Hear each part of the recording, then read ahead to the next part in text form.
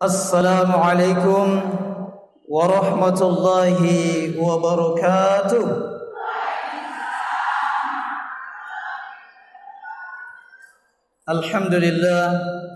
Alhamdulillahi rabbil alamin, wassalatu wassalamu ala sayyidina wa habibina wa syafi'ina wa qudwatina wa imamil muttaqin Nabiullah Muhammad sallallahu alaihi wasallam.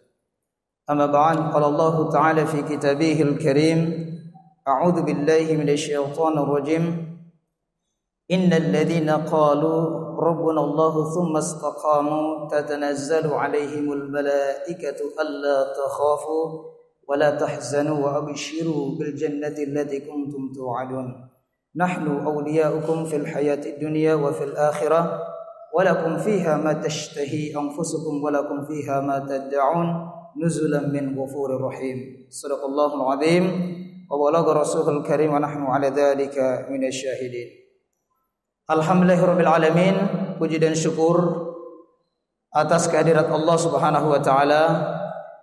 Alhamdulillah di sore hari ini kita semua bisa berkumpul di masjid yang paling unik di Kota Kendari, Masjid Pink Hidayatullah.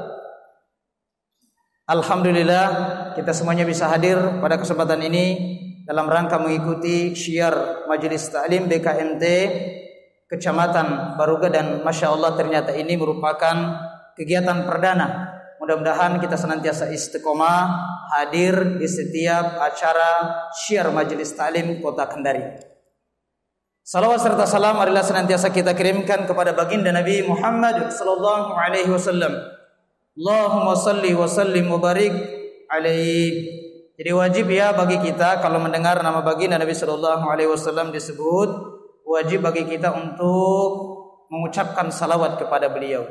Satu-satunya amalan hanya membutuhkan waktu 1 detik atau 2 detik, dan bahkan membuat Allah bersalawat kepada kita sebanyak 10 kali.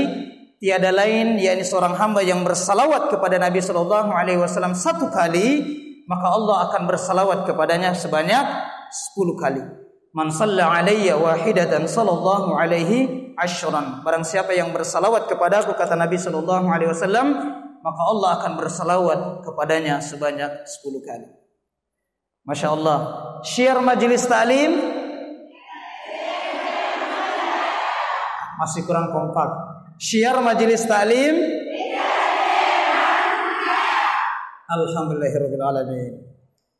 Ibu-ibu sekalian yang dirahmati oleh Allah Subhanahu wa taala, pertama-tama yang kami hormati dan muliakan Wakil Ketua BKMT Kota Kendari, yang kami hormati dan muliakan Ketua BKMT Kecamatan Baruga, serta seluruh ibu-ibu Majelis Ta'lim yang hadir pada kesempatan ini.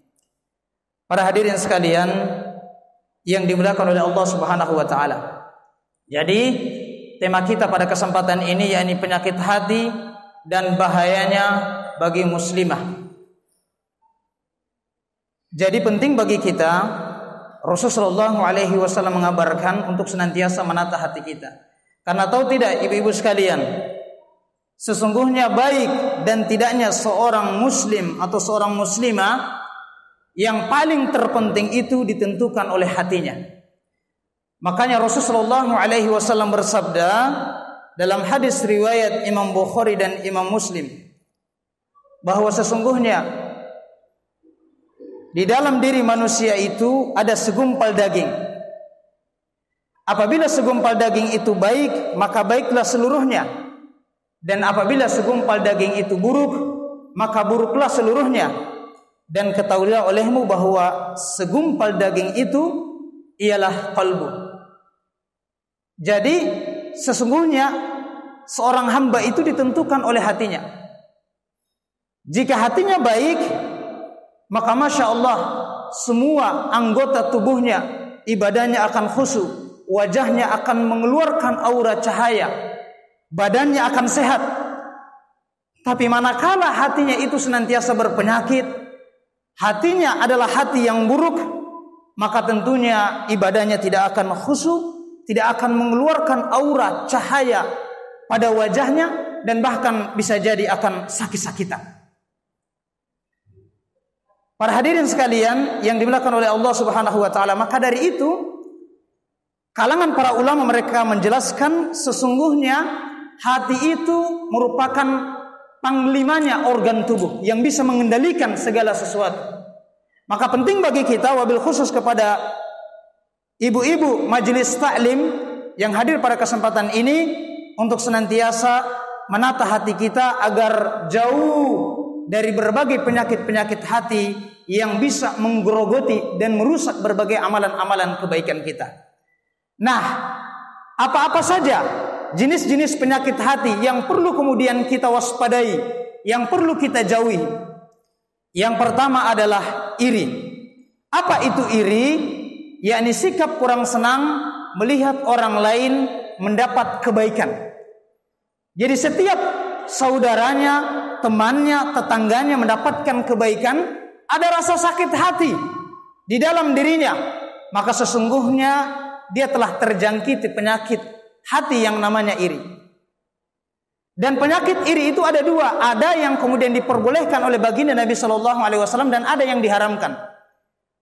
Penyakit hati iri yang diperbolehkan adalah seorang hamba yang dikaruniai harta yang banyak, kemudian dia rajin mensedekahkan harta itu, dia menginfakkan harta itu. Kemudian seorang hamba yang dikaruniai ilmu, kemudian dia manfaatkan ilmu itu untuk mengajarkan saudaranya, maka dalam perkara yang demikian kita boleh memiliki iri di dalam hati kita. Dalam hal ini bukan persoalan materi, yakni dalam persoalan amal. Fastabiqul khairat, kita berlomba-lomba dalam hal kebaikan.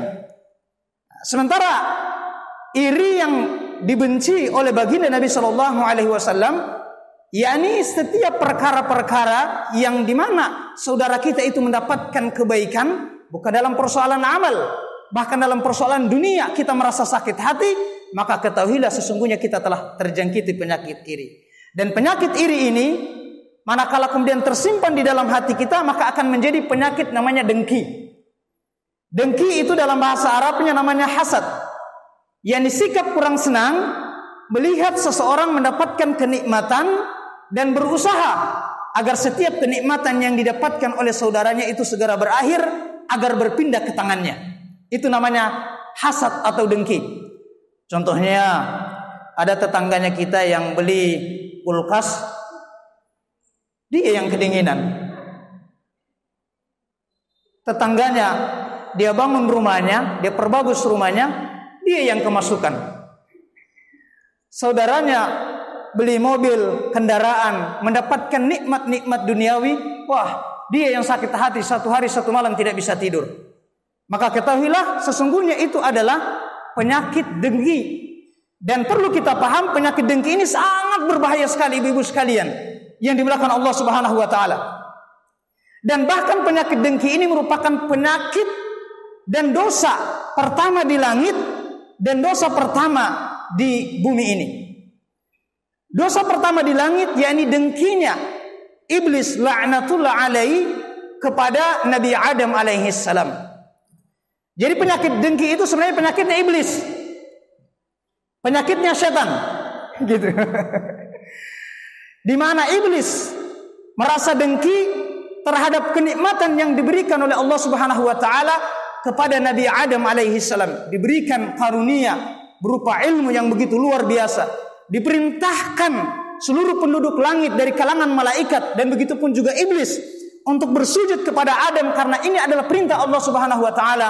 Karena iblis ada penyakit dengki di dalam hatinya, dia tidak mau sujud kepada Nabi Adam alaihi salam hingga kemudian dia dilemparkan dari surga, dijadikan sebagai satu-satunya makhluk yang dilaknat di dunia dan di akhirat. Sementara penyakit dengki yang pertama kali di muka bumi ini adalah apa yang menimpa dari anak-anak Nabi Adam alaihi salam yang bernama Qabil dan Habil. Pernah dengar ceritanya ibu-ibu sekalian? Jadi Habil itu diberikan karunia oleh Allah memiliki wajah yang sempurna. Kemudian setiap doanya itu diijabah oleh Allah. Ada kurbannya Habil yang diterima karena penuh dengan keikhlasan, tidak ada penyakit hati di dalam dirinya. Hingga kemudian setiap doa-doa dari Habil itu diijabah oleh Allah Subhanahu wa taala. Itu kelebihannya seorang hamba yang bersih hatinya. Nah, Qabil ini terbalik.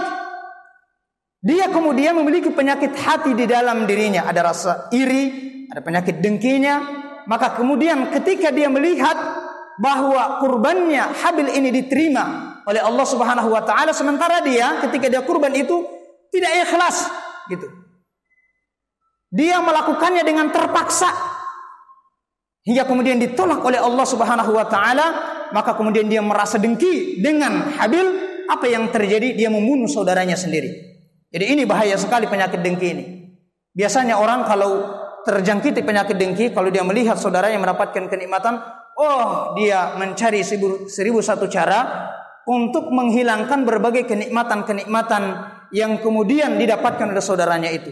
Apakah melalui dukun bertindak, gitu ya? Dia datangi tukang santet, gitu. Tukang dukun, santet dulu itu sana tetangga saya. Pokoknya saya sakit hati sekali. Itu sebagai contoh penyakit dengki.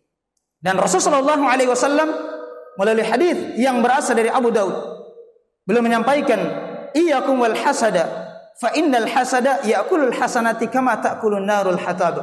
Jauhilah oleh kalian penyakit dengki, karena sesungguhnya dengki itu dapat menghabiskan kebaikan sebagaimana api memakan kayu bakar. Jadi orang yang ada dengki di dalam hatinya, tidak ada baiknya itu. Gitu. Itu patut kita jauhi. Dan alhamdulillah, insyaallah di sini ibu-ibu majelis taklim yang hadir pada kesempatan ini, semoga Allah Subhanahu wa taala menjauhkan kita dari penyakit dengki. Kita bersyukur, ini penyakit dengki ini penyakit yang amat berat ini. Dan ini menjadi ujian dan cobaan dalam hati kita. Kita bersyukur untungnya di Masjid Pink Hidayatullah ini tidak ada alarmnya pendeteksi penyakit hati. Mungkin kalau ada alarmnya pendeteksi penyakit hati, Pak Ustadz baru masuk langsung pet. Wah, percuma saya ceramah, ini tidak akan ada yang dengar ceramah saya ini. Gitu. Masya Allah, penyakit hati itu merupakan penyakit yang amat berbahaya, karena penyakit ini akan dibawa sampai ke akhirat. Itu yang kedua. Yang ketiga adalah penyakit hasud. Bahasa Arabnya sama juga, namanya hasad, yaitu suka mengadu domba. Suka mengadu domba. Bagaimana hari ini kita saksikan, beberapa hari yang lalu bahkan kemarin ada kejadian di mana saudara kita seiman, seakidah, saling bertikai. Kita tinggal sama-sama di kota Kendari, kota bertakwa. Tapi sangat disayangkan kemarin ada kejadian yang begitu mengerikan sekali. Kenapa semua itu bisa terjadi? Karena pasti ada yang mengadu domba. Pasti ada yang mengadu domba. Maka dari itu Allah Subhanahu wa taala amat mengecam siapapun kemudian yang di dalam hatinya itu suka mengadu domba saudara-saudaranya. Ini bahaya sekali. Dan orang-orang yang suka mengadu domba itu dia bermuka dua. Tahu bermuka dua? Bukan mukanya yang dua ya. Gitu. Pokoknya kalau di depannya ibu-ibu sekalian, udah puji-puji kita, Masya Allah Bu. Wah, kita cantik sekali sore ini pakai baju warna ungu. Mau kemana Bu? Oh, mau pergi majelis taklim. Masya Allah, semoga ibu semakin menjadi wanita yang soleha. Pas di belakang kita pergi pret. Gitu. Langsung dia ceritakan keburukan kita. Itu yang suka mengadu domba. Oh, itu dia pergi di sana karena ada ini itu. Gitu. Yang berikutnya, yang keempat, ibu-ibu sekalian yang dimuliakan oleh Allah Subhanahu wa taala, penyakit berikutnya adalah suudzon, sering berprasangka buruk terhadap saudara-saudaranya. Misalkan ini contoh, Masya Allah, ibu-ibu majelis taklim hadir pada kesempatan ini, ada yang ngiyir, wah ini percuma, sebenarnya dia datang itu hanya karena dia ingin mengejar paket umroh. Betul kayak itu? Itu niatnya bukan karena Allah. Itu percuma, hanya mau datang menggosip itu di Masjid Pink. Itu tandanya orang ada penyakit sifat buruk sangka di dalam hatinya. Padahal sebenarnya Rasulullah SAW mengajarkan kita untuk senantiasa berbaik sangka terhadap saudara-saudara kita itu. Yang keberapa lagi? Yang kelima. Share majelis taklim. Wah, ini kayaknya sudah kurang fokus ini. Kalau Pak Ustadz lagi ceramah, baru ada ibu-ibunya yang lagi menggosip di belakang, saya doakan suaminya menikah lagi. Para hadirin sekalian yang dimuliakan Allah Subhanahu wa taala, berikutnya kata Rasulullah SAW, penyakit hati yang mesti kemudian kita jauhi adalah fitnah. Bahasa Arabnya namimah. Yakni menceritakan sesuatu perbuatan yang itu tidak pernah dilakukan oleh saudara-saudaranya. Dan penyakit fitnah ini amat berbahaya sekali. Sampai-sampai Allah Subhanahu wa taala berfirman dalam Quran surah Al-Baqarah ayat 191 dan 217, mengulang 2 kali akan bahaya fitnah ini.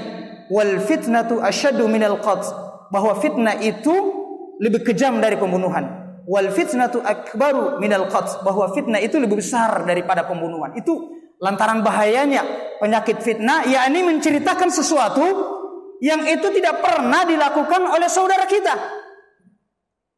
Dan Rasulullah SAW bersabda, la yadkhulunal jannata fatatun, bahwa tidak akan masuk surga orang yang suka mengadu domba dan suka memfitnah. Jadi diharamkan masuk ke dalam surganya Allah Subhanahu wa taala, yakni seseorang, sesiapa saja yang suka kemudian memfitnah saudara-saudaranya yang lain. Lantas kemudian bertanya kalangan para sahabat, ya Rasulullah sallallahu alaihi wasallam, sebagaimana hadis di dalam hadis Bukhari terkait dengan persoalan ghibah. Rasulullah sallallahu alaihi wasallam menyampaikan, janganlah kemudian kalian itu menceritakan keburukan saudara-saudara kalian. Jadi namanya ghibah, penyakit berikutnya. Jadi ghibah itu menceritakan keburukan yang dilakukan oleh saudara kita. Sekiranya dia ada di situ, maka dia merasa kurang senang mendengar cerita kita itu. Ini penyakit yang sering dijangkiti oleh ibu-ibu. Menggosip, ghibah, tapi bukan ibu-ibu di sini ya. Sana jauh gitu. Ya, ini menceritakan kejelekan saudaranya. Di mana setiap cerita itu sekiranya ada saudara kita yang kemudian dia ada di situ dan dia merasa kurang senang dengan cerita kita itu, maka namanya ghibah. Walaupun perbuatan itu adalah perbuatan yang benar. Perbuatan yang benar. Bertanya kalangan para sahabat, ya Rasulullah, bagaimana kalau sekiranya perbuatan itu tidak benar, maka itu akan menjadi fitnah. Maka fitnah dan ghibah itu saudara kembar. Kalau fitnah adalah menceritakan sesuatu yang tidak dilakukan oleh saudara-saudara kita, yang selanjutnya kemudian ghibah itu perbuatan buruk yang dilakukan oleh saudara kita, kita ceritakan di luar. Dan ini bahaya sekali. Dosanya itu seperti memakan bangkai saudara kita sendiri. Bahkan Rasulullah SAW dalam peristiwa Isra dan Mi'raj, ketika diperjalankan oleh Allah Subhanahu wa taala, beliau melihat suatu kaum yang dimana mereka itu memakan bangkai yang sudah membusuk. Maka kemudian disampaikan kepadanya, sesungguhnya mereka itu dulu waktu hidup di dunia kerjanya menggibah, memakan bangkai saudaranya sendiri, menceritakan kejelekan saudara-saudaranya sendiri. Para hadirin sekalian yang dimuliakan Allah Subhanahu wa taala, berikutnya adalah riya. Apa itu riya? Yakni perbuatan yang dikerjakan semata-mata hanya mengharapkan ridhonya manusia, bukan mengharapkan ridhonya Allah Subhanahu wa taala. Itu namanya riya. Ingin dipuji oleh orang lain, oleh manusia, mencari pujian. Maka itu namanya penyakit riya, dan inilah penyakit yang kemudian sangat dikhawatirkan oleh baginda Nabi Muhammad sallallahu alaihi wasallam, yang disebut dengan syirkul asghar, yakni syirik kecil. Bertanya kalangan para sahabat, ya Rasulullah, apa itu syirkul asghar? Maka apa itu syirik kecil ya Rasulullah? Maka Rasulullah SAW menyampaikan adalah riya, yakni seorang hamba yang kemudian dia beribadah semata-mata hanya mengharapkan pujian manusia. Wah, kalau ada ketua BKMT Kota Kendari atau wakilnya yang hadir, dudunya langsung siap. Mudah-mudahan dapat paket umroh. Gitu. Tapi kalau tidak hadir ibu ketua BKMT Kecamatan Baruga, tidak hadir ibu ketua atau wakil ketua BKMT Kota Kendari, masa bodoh begini dengar ceramahnya Pak Ustadz. Tapi kalau ada, pokoknya dia khusus sekali. Nah, itu namanya riya. Tapi alhamdulillah semuanya ibu-ibu sini khusus mendengarkan ceramahnya Pak Ustadz. Share majelis taklim Ibu-ibu sekalian yang dimuliakan Allah Subhanahu wa taala, dan Al-Imam Ibnu Qayyim Al-Jauziyah rahimahullah belum menyampaikan bahwa seorang hamba yang beribadah niatnya hanya karena riya, maka dia diibaratkan seperti seorang musafir yang mengisi bekalnya dengan pasir, memberatkannya tetapi sama sekali tidak bermanfaat untuk dia. Jadi orang yang beribadah semata-mata hanya untuk kemudian mengharapkan pujian manusia, itu amalannya bagaikan fata morgana, bagaikan debu yang berterbangan, bagaikan gunung Tihama. Banyak amalannya tapi tidak berguna sama sekali. Mengapa? Karena justru Allah Subhanahu wa taala murka kepadanya, yakni ketika dia melakukan amalan, dia kemudian menyekutukan Allah Subhanahu wa taala. Padahal amalan ibadah itu niatnya semata-mata hanya mengharapkan ridha Allah Subhanahu wa taala. Innamal a'malu binniyati. Sesungguhnya setiap amalan itu tergantung dari niatnya. Para hadirin sekalian melakukan Allah Subhanahu wa taala, berikutnya adalah sebagaimana apa yang digambarkan oleh baginda Nabi sallallahu alaihi wasallam di dalam hadis yang diriwayatkan oleh Imam Muslim dengan hadis yang cukup panjang. Beliau menggambarkan orang-orang yang akan bangkrut, pailit nanti di akhirat. Maka Rasulullah sallallahu alaihi wasallam bertanya kepada kalangan para sahabat, "Atadruna manil muflis?" Tahukah kalian siapakah sesungguhnya orang-orang yang bangkrut itu? Maka menjawab kalangan para sahabat, "Qalu al-muflisu fina man la dirham lahu wala mata'." Ya Rasulullah, sesungguhnya orang-orang yang bangkrut itu mereka yang tidak punya lagi uang, yang pailit, yang mereka itu tidak punya lagi dinar dan dirham. Mereka lah orang yang bangkrut ya Rasulullah. Maka baginda Nabi sallallahu alaihi wasallam menyampaikan sesungguhnya orang-orang yang bangkrut di akhirat dari kalangan umatku, wa ya'ti, yakni di mana kemudian mereka datang menghadap Allah dengan membawa pahala salatnya, dengan membawa pahala puasanya, dengan membawa pahala zakatnya, dengan membawa pahala sering menghadiri majelis taklim. Ini luar biasa sekali pahalanya. Dan dengan membawa pahala-pahala yang lainnya. Akan tetapi dia terkategori sebagai golongan orang-orang yang bangkrut di akhirat, yang pailit. Mengapa bisa? Wa ya'ti, kata Rasulullah sallallahu alaihi wasallam, qad syatama hadza. Dulu ketika ia hidup di dunia, dia suka mencaci maki saudara-saudaranya. Pokoknya ada ibu-ibu yang tajam sekali lidahnya. Kalau dia marah, dia ungkit semuanya. Dari zaman purba sampai zaman sekarang, dia ungkit semua kebaikannya. Dia suka sekali caci maki saudaranya. Ada kesalahan sedikit yang dilakukan oleh saudaranya, oh sudah itu nih celahnya untuk kemudian dia caci maki. Kada syatama hada. Kedua, wa kadzafa hada.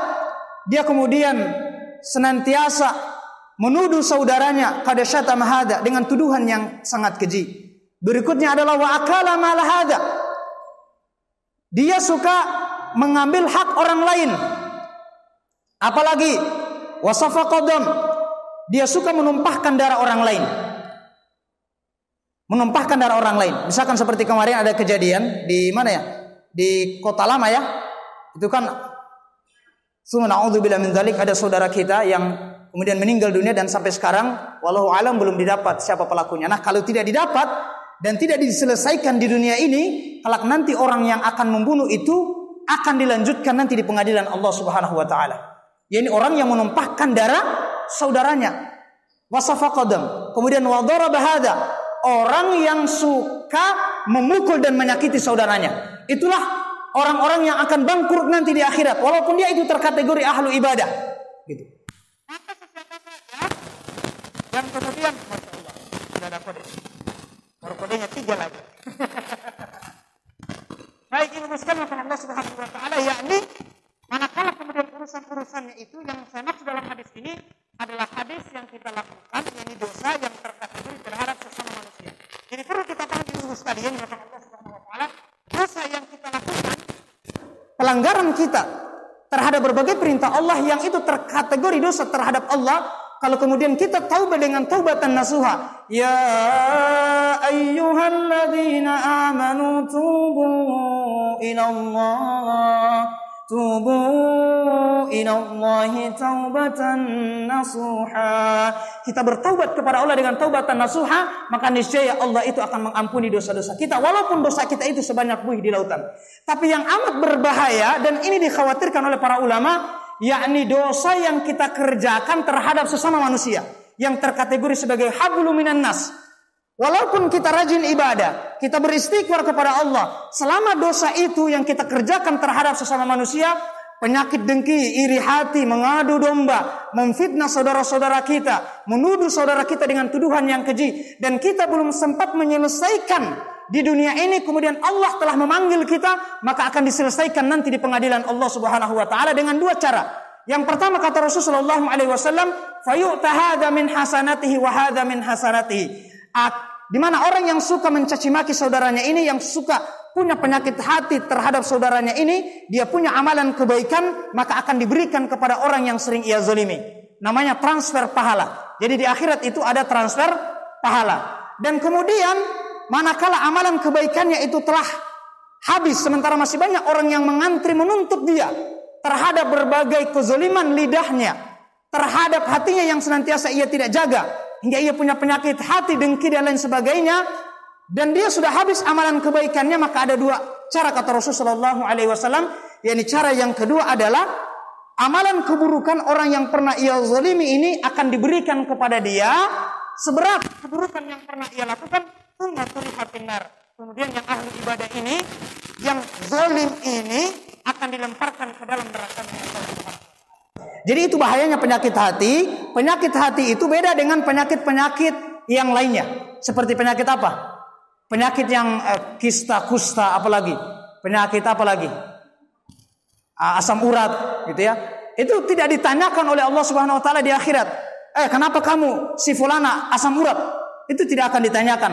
Tapi penyakit hati itu bukan hanya penderitanya itu akan menderita di dunia, tapi akan dibawa sampai di akhirat, di mana kita akan mempertanggungjawabkan setiap perbuatan-perbuatan kita, di mana setiap amalan yang kita lakukan walaupun hanya sebesar zarrah akan mendapatkan kebaikan di sisi Allah, mendapatkan balasan di sisi Allah, dan setiap keburukan yang bahkan kita sembunyikan di dalam hati kita tetap akan mendapatkan balasan di sisi Allah Subhanahu wa taala di hari di mana tidak ada lagi tabir, tidak ada lagi yang ditutup-tutupi, yakni di pengadilan Allah Subhanahu wa taala. Dan semoga kita, wabil khusus kepada ibu-ibu Majelis Taklim BKMT Kecamatan Baruga yang hadir pada kesempatan ini, semoga kita dijauhkan dari berbagai penyakit hati. Keluarga kita menjadi keluarga yang sakinah, diberikan ketenangan oleh Allah Subhanahu wa taala, dan semoga kita insyaallah menjadi hamba-hamba Allah yang husnul khatimah, yang dipanggil oleh Allah dengan penuh keridhoannya karena hati kita bersih.